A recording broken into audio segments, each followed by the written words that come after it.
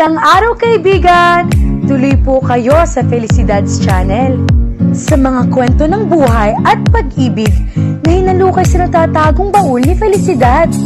Pero bago po tayo magpatuloy, huwag niyo pong kalilimutan na i-like ang video, i-subscribe ang channel, at i-click ang notification bell para lagi kayong updated sa mga parating pa na upload.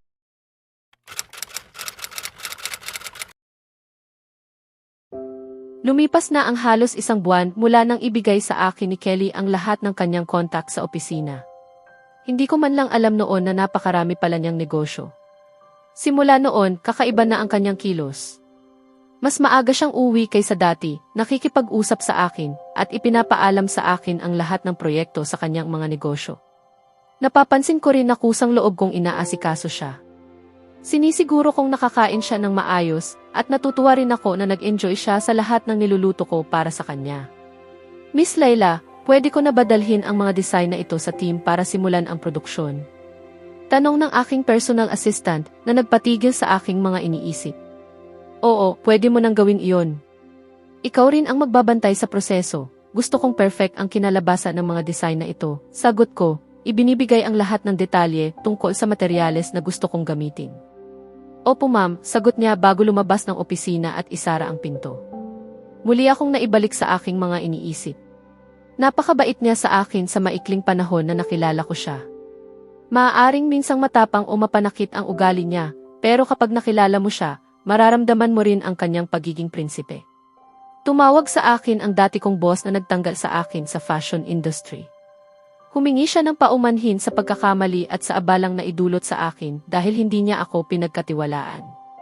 Ipinabatid din niya na natuklasan na ang tunay na may gawa sa krimen at ipinakulong na siya. Hinikayat niya akong bumalik sa trabaho agad. Lubos akong natuwa sa tawag na iyon at masayang-masaya na si Amor ay nakulong na dahil sa pandaraya. Bumalik ako sa trabaho na mailayunin na maibalik ang dati kong posisyon. Nagulat ako nang malaman na na-promote ako ng doble at triple ang aking sweldo. Labis akong natuwa at agad na sinimulan ang aking bagong tungkulin sa opisina. Lahat ng kaibigan ko sa kumpanya ay natuwa rin sa aking tagumpay at masaya silang lahat para sa akin. Bigla akong naabala nang tumunog ang aking telepono sa mesa. Kinuha ko ang telepono at nakita ang pangalan ng aking kaibigan na tila wala nang tigil sa pagiging masigla, si Tina. Layla, hey Tina. Tina, hey, Mrs. Aboitiz, kamusta ang buhay may asawa? Layla, ayos naman. Ikaw, kumusta ang iyong Prince Charming? Kailan ba ang kasal nyo? Tina, soon Layla. Hindi na kita nakikita mula nung nagpakasal ka. Ang napakalakas na si Mr. Incredible Hulk ng asawa mo ang nagiging dahilan. Layla, Tina, tigilan mo na. Bukod pa doon, nakita kita nung nakaraang linggo, sagot ko habang inilalagay ko ang telepono sa speaker at humigop ng kape mula sa mesa. Tina, nakaraang linggo. Hindi iyon sapat. Halos araw-araw tayong magkasama bago ka nagpakasal. Ngayon, wala ka ng oras para sa bestie mo. Grabe naman, sobrang drama, bulong ko sa sarili habang iniikot ang mata. Tina, wag mong irap ang mata mo sa akin, Layla. Layla, para mapasaya ang aking super bestie, paano kung magkita tayo sa paborito nating restaurant pagkatapos ng trabaho? Maaari rin tayong mag-weekend sa paborito nating hotel. Okay ba yan, super bestie ko? Tina, ayos yan. Pwede rin tayong mag-clubbing, magiging napakasayang weekend natin. Sige Layla, kita-kits mamaya. Love you. Sige Tina, love you too, wika ko. Ibinalik ko ang aking tasa ng kape sa mesa at muling nagtuon ng pansin sa pagtatapos ng aking mga design. Ilang oras ang lumipas. Parang ang tagal na nating hindi nagkikita, sigaw ni Tina nang may tuwa habang niyayakap ako. Nang maayos na kaming umupo, inihain namin ang aming mga order. Congrats sa promotion mo ha. Ang saya ko nung tumawag ka at sinabi ang magandang balita. Salamat at nakulong na ang babaeng iyon, bulalas ni Tiana habang patuloy na nagpipinid ng mga complimentary muffins sa mesa namin.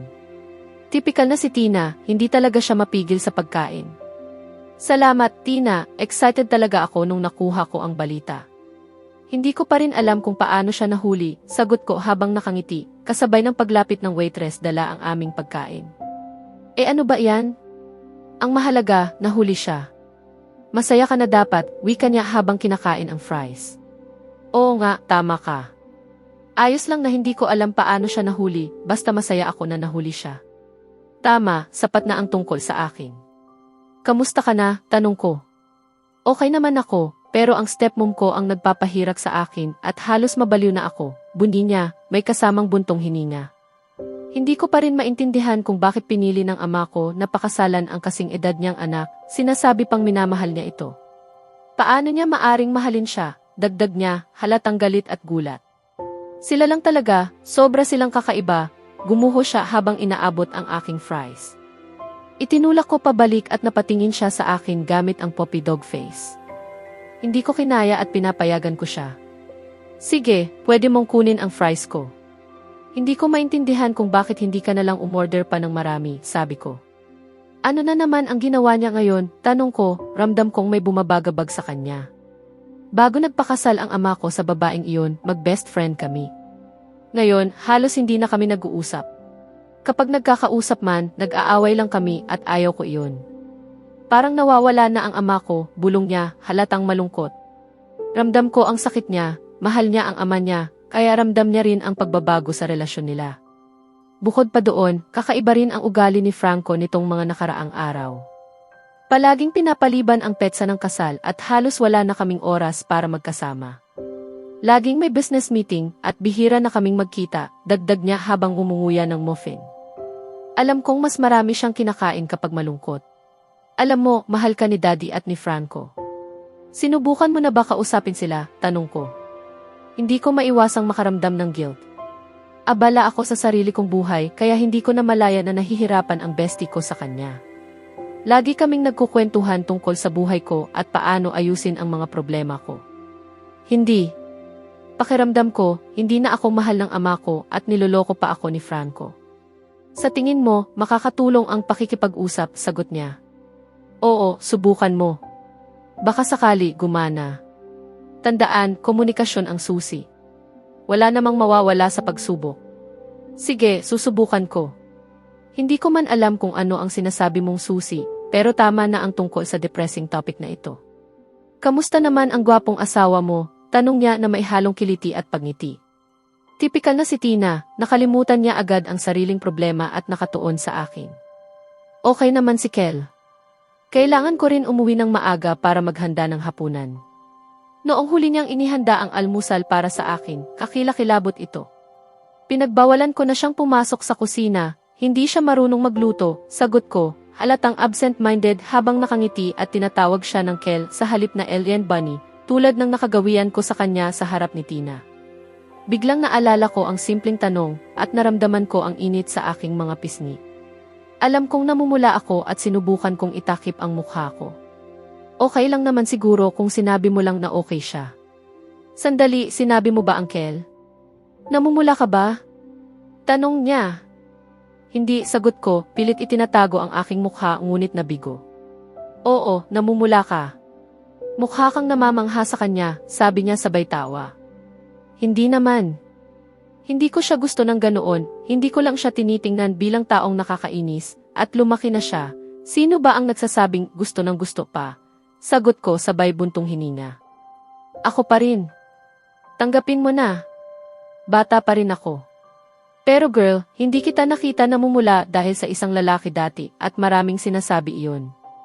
Hindi mo kailangang mahiya, asawa mo siya, wika niya sabay tawa. Sige na, baka nga gusto ko siya ng kaunti, pero hindi niya malalaman iyon. Tandaan mo, kasunduan lang ang kasal namin at malapit na rin itong matapos. Kaya wala rin namang saysay, sagot ko ng walang gaanong emosyon. Gusto ko si Kelly, pero hindi ko nakikita ang hinaharap ng aming relasyon. Ayokong umasa at sa huli ay masaktan, kaya pipiliin ko na lang baliwalain ang nararamdaman ko para sa kanya. Huwag mo masyadong isipin yon, Laila. Lahat ay mangyayari ayon sa tamang panahon. Kailangan natin ng pahinga, nakakapagod maging adulto. Gaganapin ba ang girls' weekend o hindi? Kasi uminom at magsasaya tayo buong gabi, sigaw niya sa huling bahagi, na ikiniling ng ilang tingin mula sa mga tao sa paligid. Dahan-dahan lang may nakatingin sa atin. Oo, ganito pa rin ang plano natin, kailangan natin ng pahinga, sagot ko, nakangiti. Pareho naming kailangan ito para malinawan ang isip. Cool, Magdala ng maraming bikinis at clubbing dresses dahil magsasaya at iinom tayo hanggang hindi na makalakad, wika niya, halatang excited. Hindi sa tingin ko maganda ang ideya, Tina, mumura ko sa sarili. Alam kong hindi kayang kontrolin ni Tina ang sarili kapag lasing at ayokong masyadong maging gulo ang gabi. Sige na, mama, magpakasaya ka naman. Ayos lang ako, sabi niya, may nakahihikayat ng ngiti. Sana nga, sagot ko ng may alinlangan, hindi pa rin kumbinsido sa plano ng pag-inom. Bakit hindi ka na lang dumaan sa bahay ko para sa dinner bukas? Hindi ko tatanggapin ang hindi bilang sagot, utos ko, nakangiti. Napakita sa kanya ang pagkabigla. Sige, ikinararangal kong makihain sa hari at reyna, sagot niya, halatang sarcastic at may pekeng ngiti. Bukas ay magiging mahusay, bulong ko sa sarili. Sobrang saya ko, sabi ni Kelly sa kanyang isipan. Sa wakas, tinanggap na ni Mr. Darwin ang plano at napirmahan na ang kontrata. Mahirap makuha ang proyektong ito at malaking tulong ang project team. Pero sila ang pangunahing dahilan kung bakit naging matagumpay ang buong proyekto. Flashback, ilang araw ang nakalipas. Bakit hindi ko makuha ng tama ang planong ito? Sabi ko sa sarili habang itinatapon ang isa na namang basurang papel ng plano sa basurahan, napuna ng mga lumang plano ko na nabigo. Bakit hindi ko magawa ng tama? Kelly! Kelly! Pwede ba akong pumasok? Ilang sandali na akong kumakatok. Nasaan ang isip mo? At bakit nakasarado ka sa opisina buong gabi? Tanong ni Layla, lumapit sa mesa ko at inilagay ang mga kamay sa baywang, parang ina na nagwawasto sa anak. Pero hindi ako nasa mood para sa kanyang tampo ngayon. Layla, hindi ito ang negosyo mo. Hayaan mo na lang ako at umalis ka na sa opisina ko, sagot ko ng mainit. Nang makita ko ang reaksyon niya, agad akong nagsisi. Concerned lang siya sa akin at inilabas ko ang lahat ng galit at frustrasyon ko sa kanya. Pasensya na, Layla. Maraming nangyayari sa akin ngayon at ramdam ko na sobra na, wika ko habang hinila siya papalapit sa akin at pinaupo sa kandungan ko, niyakap ng mas mahigpit. Hindi ko maintindihan kung bakit ganoon kabilis akong naaakit sa kanya sa maikling panahon.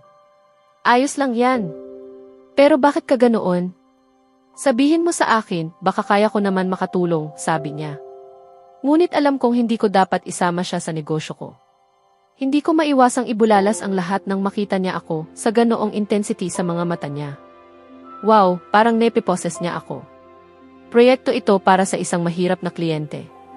Hindi niya sinasabi kung ano ang gusto niya, pero lagi niyang sinasabi na hindi sapat ang plano ko. At alam kong hindi man lang marunong mag-drawing ang ama niya, reklamo ko, nakasandal sa kanyang balikat. Tumawa siya at hiniling na ipakita ang plano. Idiot! Ginagawa ng lalaki ang hotel bilang alaala ng yumaong asawa niya. Hindi mo pwedeng gawin ito tulad ng ibang hotel na ginawa mo. Kailangan itong espesyal at kakaiba. Hayaan mo ang puso mo ang magturo. Hindi lang ang karanasan mo, bumulong siya, tinutukoy ang puso ko. Napasinghap ako. Talaga? Iyan lang ang kailangan kong gawin, sabi ko, may halong sarcasm, at tinapik niya agad ang ulo ko, may cute na frown. Ouch! Ang lakas mo! Gusto kong malaman kung ganoon ka rin sa kama, bulong ko sa kanyang tainga. Sinubukan niyang itago ang mukha, ramdam kong namumula siya. Gustong-gusto ko kapag namumula siya dahil sa akin. Bakit hindi ka na lang bumaba para mag-dinner pagkatapos ayusin ang opisina? Hihintayin kita, wag mo akong paiwanan o matutulog ka ng gutom, wika niya, tumayo mula sa kandungan ko at lumabas ng opisina. At huwag kalimutang subukan ang mga ideya ko, ha? Sige, susubukan ko, bulong ko. Sa susunod na kabanata, magsisimula ang girls' weekend na puno ng saya, tukso, at mga hindi inaasahang pangyayari na susubok sa pagpipigil nila ila. Kasabay nito, mas lalalim ang koneksyon nila ni Kelly habang unti-unting nabubunyag ang mga damdaming matagal nilang itinatanggi. Kaya abangan natin,